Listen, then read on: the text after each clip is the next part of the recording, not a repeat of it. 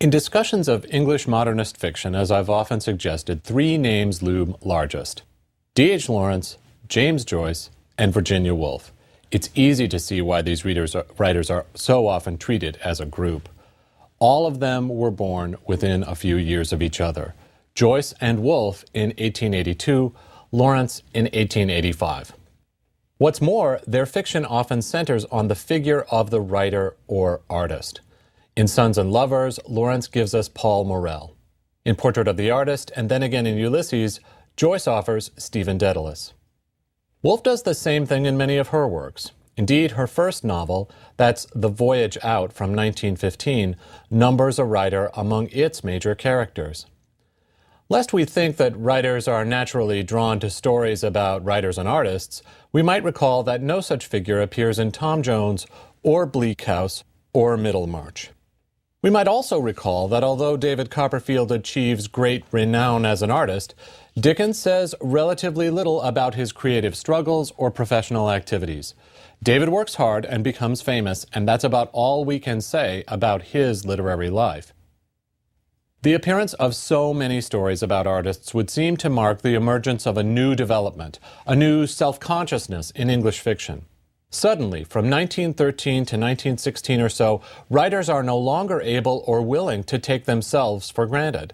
They feel compelled to tell their own stories, to chart their own development. What questions are they asking?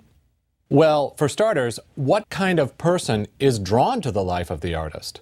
What does it take to become a successful poet or painter or novelist? What sacrifices do you have to make? How do you know that you've made the right choice? And then, how does society view the artist? As a hero or a fool?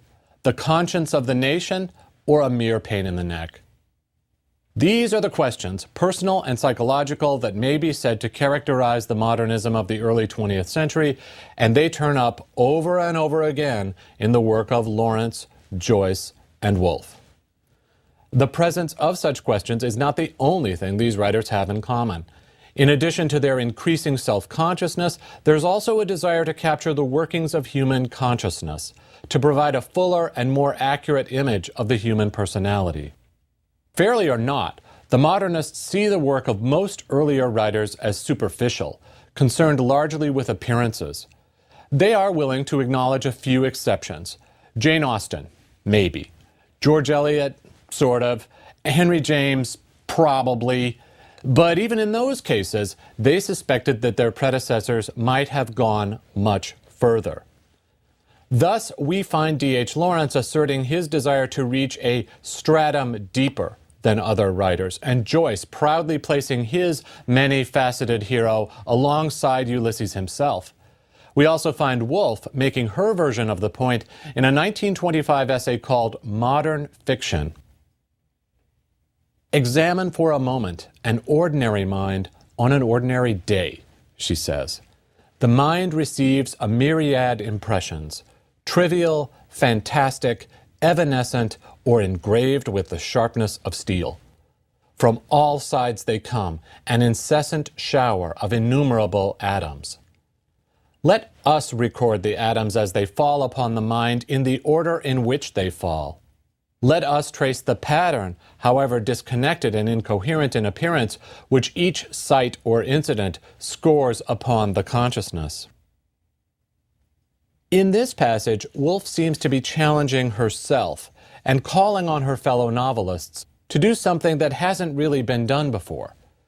Speaking more generally, we can say that there's a curious mixture of insecurity and confidence in the work of these three writers. On the one hand, they wonder about the value and meaning of art in a modern world.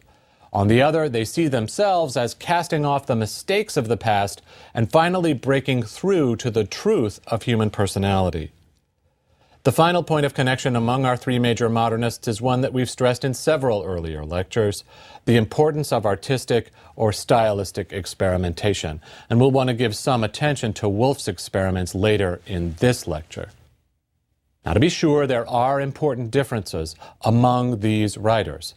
Unlike Lawrence and Joyce, for example, Woolf is a literary insider, born into England's intellectual aristocracy. As a woman writer, she certainly faces prejudice in the course of her career, yet she definitely sees herself as belonging to a higher class than Lawrence or Joyce. She could in fact be very dismissive of Joyce, perhaps because she saw him as a rival, and once went so far as to describe Ulysses as underbred. Nevertheless, these three modernists have more in common with each other than with any other set of writers in the course.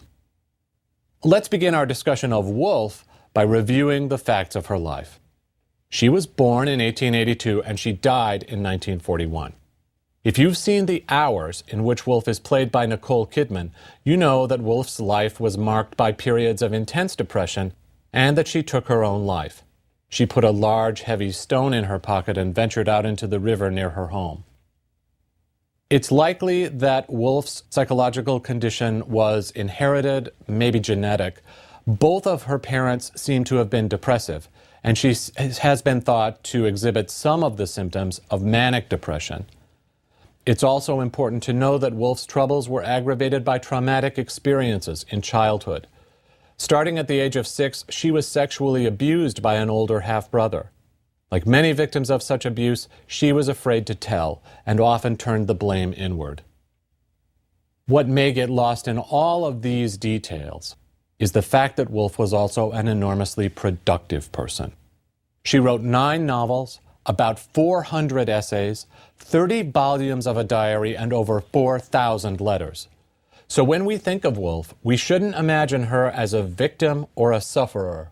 She was a creator as well. Woolf's connections to the intellectual and cultural elite came through both of her parents.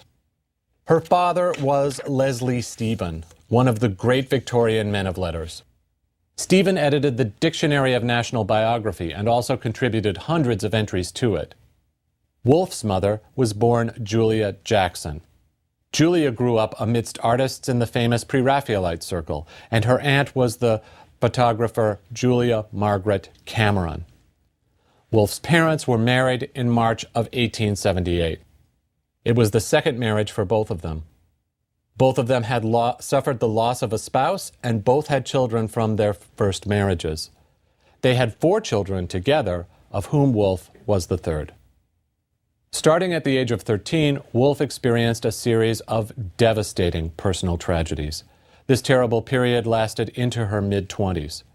Through it, she witnessed the deaths of her mother, her half-sister, a kind of surrogate mother for her, her father, and her brother. The grief she felt at the losses of her mother and half-sister was compounded by panic and fear, as their deaths removed the only obstacles to further sexual abuse by her half-brother. Woolf's depression probably began in this period. She had a particularly hard time in the years from 1910 to 1915, attempting suicide with an overdose of Veronal. Yet if the deaths of so many loved ones proved hard to bear, those events also brought Woolf and her surviving siblings a new kind of freedom. With her brother and sister, Woolf moved to Bloomsbury, a somewhat unfashionable neighborhood near Regent's Park. Rebelling against the elaborate Victorian furnishings of their childhood home, they painted the walls white and allowed the light to come in the windows. It's not hard to see these as symbolic gestures, expressions of a need for emotional as well as physical openness. Their new home became the center of the famous Bloomsbury Group. Some members of the group had known their late brother in college, so gatherings provided them all with a way of remaining close to him. The group also provided a forum for free and open discussions of everything from art and politics to sex. Group members prided themselves on their willingness to consider unconventional ways of living, as well as new forms of writing. Most of the men in the group were gay, though that didn't stop one of them from proposing marriage to Virginia, and later in life, Woolf had her own affair with another woman. So who exactly was in this club? Well, in addition to Woolf, we can reel off an impressive list of names. Biographer Lytton Strachey. He wrote Eminent Victorians. Art critic Clive Bell. He married Woolf's sister, Vanessa. Artists Roger Fry and Duncan Grant, and economist John Maynard Keynes. Also associated with the group, not every source identifies them as full-fledged members, were E.M. Forster and Woolf's own future husband, Leonard. Woolf produced her first story in 1906, and she began work on her first novel a couple of years later. She finished the novel in 1912, the year of her marriage to Leonard Woolf, and finally saw it published in 1915. The marriage was not always an easy one. There were differences between the couple. Leonard was Jewish, and Virginia was sometimes guilty of a kind of casual anti-Semitism. What's more, their sex life was generally unfulfilling, and some biographers have faulted him for failing to understand the lasting effects of her experiences of abuse. Nevertheless, everyone agrees that Leonard was an incredibly devoted husband. Without his love and support, it's unlikely that Virginia would have written nearly as much as she did. Leonard and Virginia were also partners in one of the most influential publishing ventures of the early 20th century, the Hogarth Press, which they began in 1917 with a simple hand press.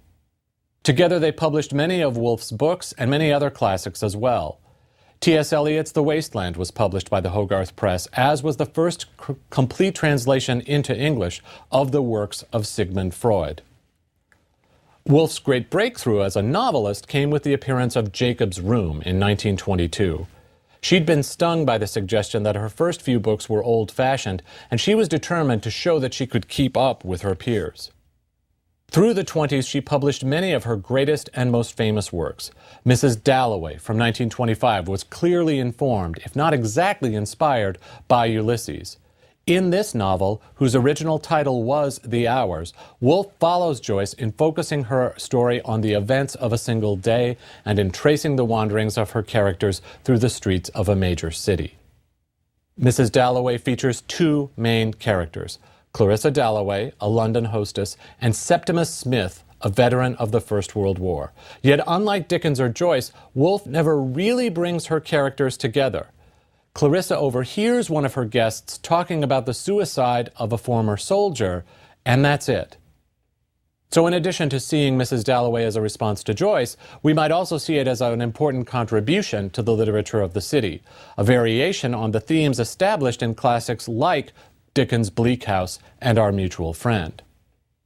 After Mrs. Dalloway, Woolf brought out numerous works, including To the Lighthouse from 1927, Orlando from 1928, A Room of One's Own from 1929, The Waves from 1931, and Three Guineas from 1938.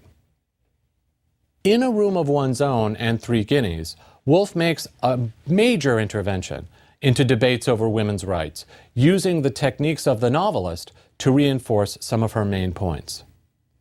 Woolf's chief concern in A Room of One's Own is not with politics, but rather with what we'd now call culture. And here we might remember that women had recently enjoyed some real success in the political arena. Women were allowed to vote for the first time in 1918, and the voting age for women was lowered to 21 in 1929. Woolf wonders what it takes for a woman to succeed as an artist, and her answer is plain. Freedom from domestic responsibilities, that's where the room of your own comes in, and freedom from financial worries. You also need at least £500 a year, Woolf says. That's not all, though, for it's clear to Woolf that women can't realize their full potential as artists and thinkers until they are also freed from the expectation that they'll always be nice or always make things easier for men. Especially powerful is Woolf's suggestion that we consider the limited opportunities available to Shakespeare's sister.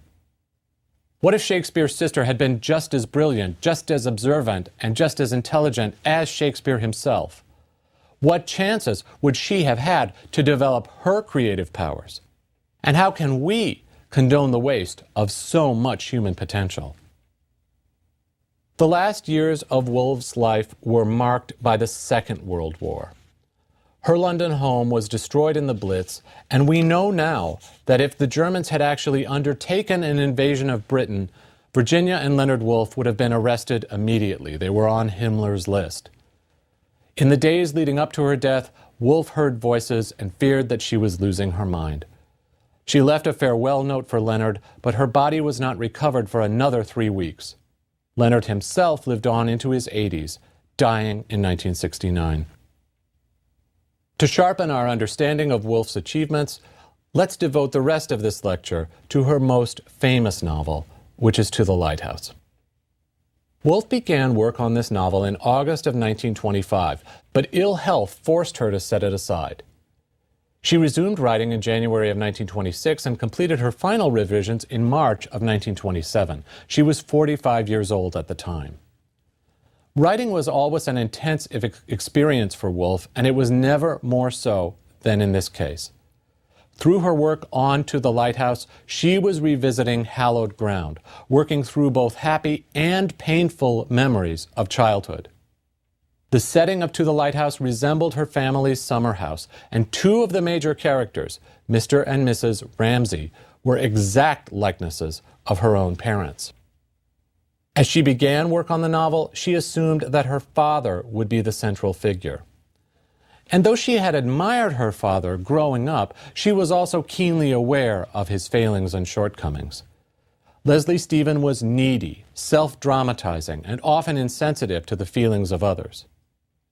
Woolf did not go as far as her siblings, who sometimes blamed their father for their mother's early death, but she did realize that their father's last years were frequently very unpleasant. During her mother's final illness, Woolf once went to comfort her father, only to have him brush right past her. The memory of this event would be the basis for one of the novel's most haunting images. As the work on To the Lighthouse continued, Woolf's focus shifted from her father to her mother. Woolf knew that in many ways her mother would prove the more difficult person to capture. Where her father's complexities were almost all on the surface, her mother's were buried down deep. In addition, Woolf often found herself drawn into competition with her mother, and knew that the competition had continued long after the mother's death.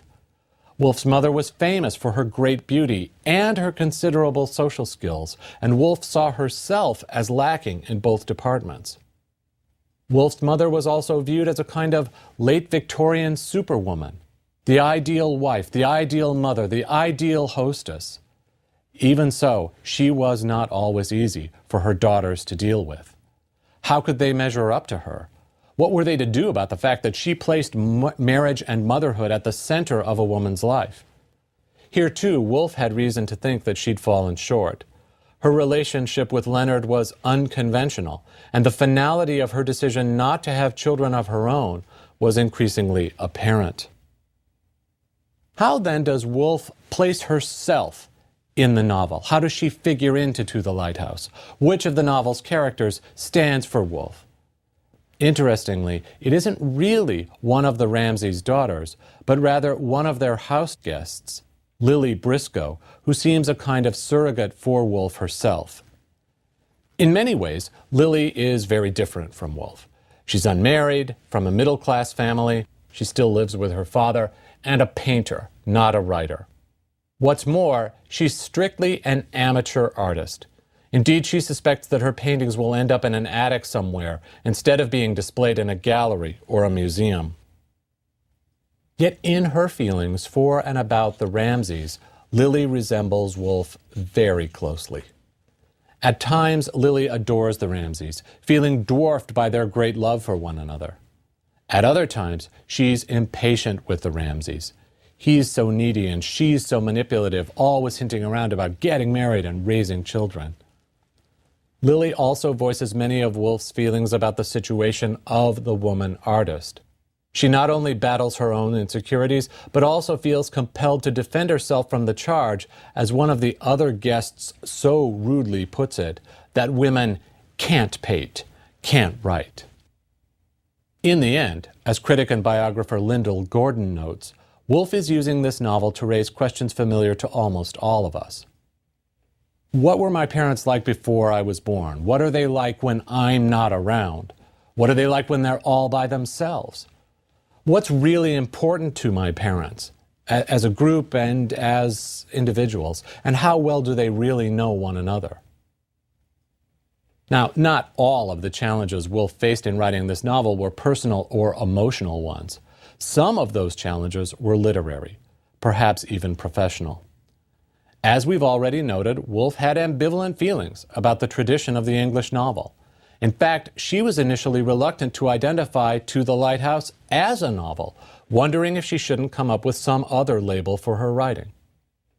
One sign of her desire to free herself from conventional understandings of the novel form, and this is a very, very important point, is her interest in blurring the distinction between prose fiction and poetry.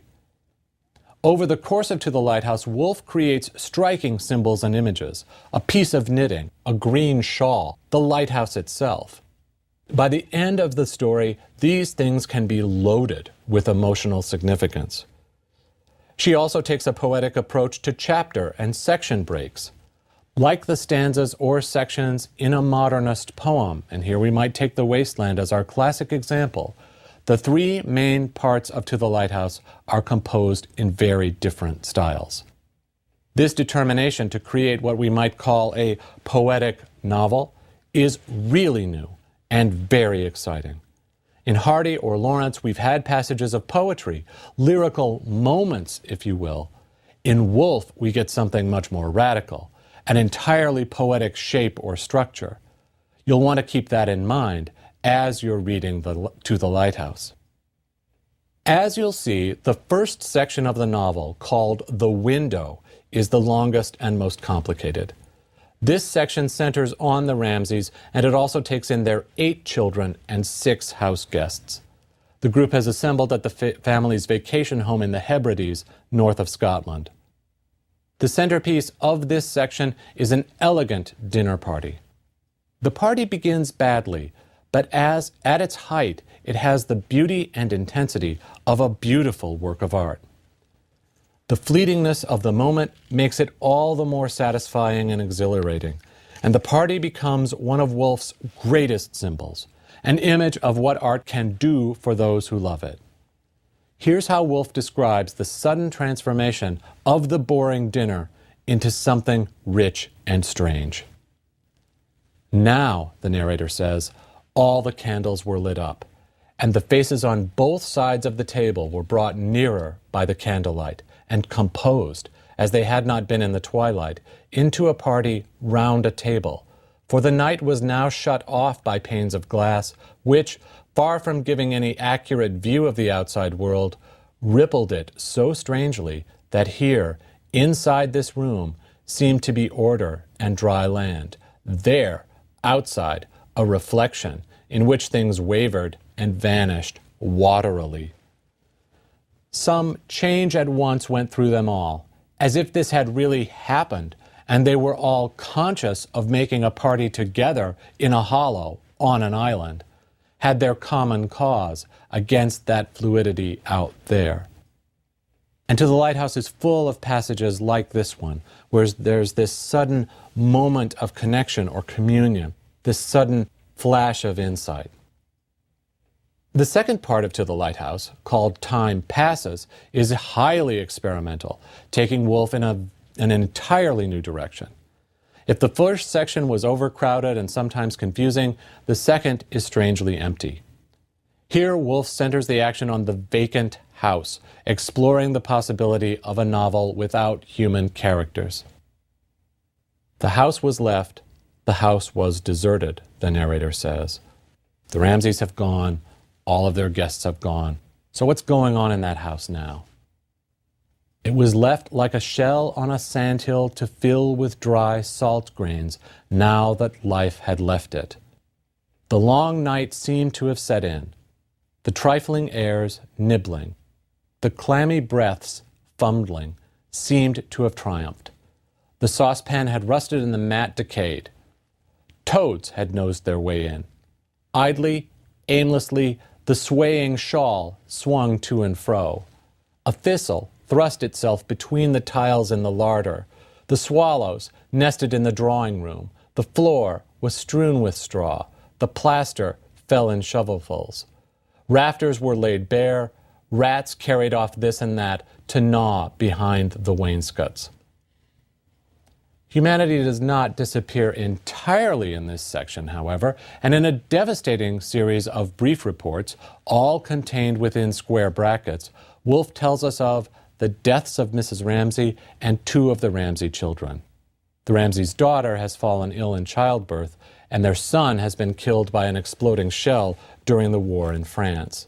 And with this, I think, Woolf offers a powerfully restrained account of the changes wrought by the First World War. If this middle section has a human hero, it is Mrs. McNabb, a local woman who comes to clean the house in preparation for its reopening after several years. As the middle section closes, the house is full again.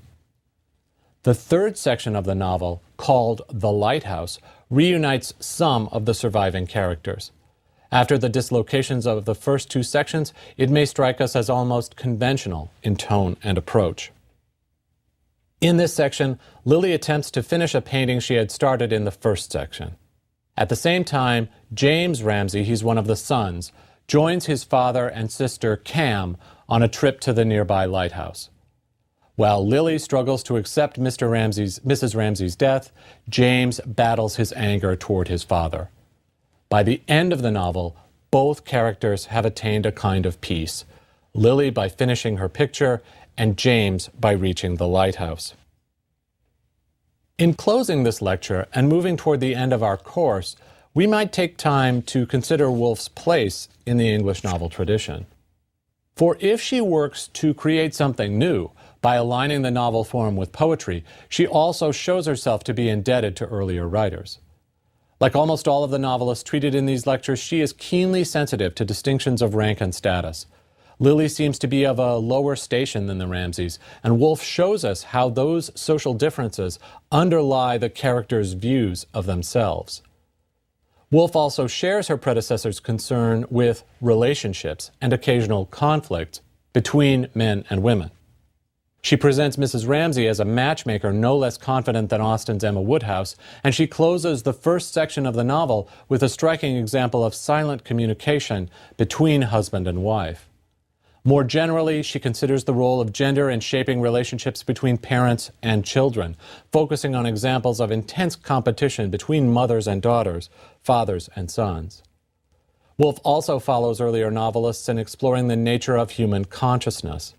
She devotes little time to action or dialogue, focusing instead on the characters' inner lives. Even in the midst of conversation or physical activity, Woolf's characters are always thinking, always reflecting. Their minds are endlessly busy, registering impressions, sorting out memories, forming and testing hypotheses. The characters' most meaningful experiences are not those of interpersonal connection, not really, but rather those of private and silent contemplation. It is at these times that they are most fully themselves and most truly alive. Woolf's investigation of consciousness is especially impressive in the opening section of To the Lighthouse, where instead of focusing on the thoughts of a single character, the narrator moves in and out of several minds. These movements, though always elegant, can be very quick, sometimes occurring within the span of a single sentence or two. At times, the narrator seems to be suspended between minds, speaking neither for the characters nor for herself. Before closing, I might offer one last comment, which is that Woolf's representation of human consciousness is unsurpassed in its originality and beauty. In Ulysses, Joyce dispensed with a narrator, appearing to create a literal transcript of his character's thoughts. The effect was striking, but not always emotionally affecting. Into the Lighthouse, Woolf creates a new kind of narrator, a disembodied spirit without a personality or history of her own. In the novel's most intense scenes, like the one in which Mrs. Ramsey's personality shrinks to a wedge-shaped core of darkness, the narrator creates a verbal image or representation of human consciousness. And let me read this passage to you. All of the children have gone to bed. She's finally alone with her knitting. It was a relief when they went to bed, for now she need not think about anybody. She could be herself, by herself, and that was what now she often felt the need of, to think. Well, not even to think. To be silent, to be alone. All the being and the doing, expansive, glittering, vocal, evaporated, and one shrunk with a sense of solemnity to being oneself, a wedge-shaped core of darkness, something invisible to others. Although she continued to knit and sat upright, It was thus that she felt herself, and this self, having shed its attachment, was free for the strangest adventures. This core of darkness could go anywhere, for no one saw it. They could not stop it, she thought, exulting. There was freedom. There was peace. There was, most welcome of all, a summoning together, a resting on a platform of stability. Not as oneself did one find rest ever in her experience. She accomplished here something dexterous with her needles, but as a wedge of darkness. Losing personality, one lost the fret, the hurry, the stir, and there rose to her lips always some exclamation of triumph over life when things come together in this peace, this rest, this eternity. These are the moments that everyone loves best in Woolf, the things for which she's really cherished. Such moments are profoundly moving, especially in asserting the beauty and complexity of the everyday, and that's why we couldn't do better than to view Woolf's writing as the culmination of a long tradition in English fiction.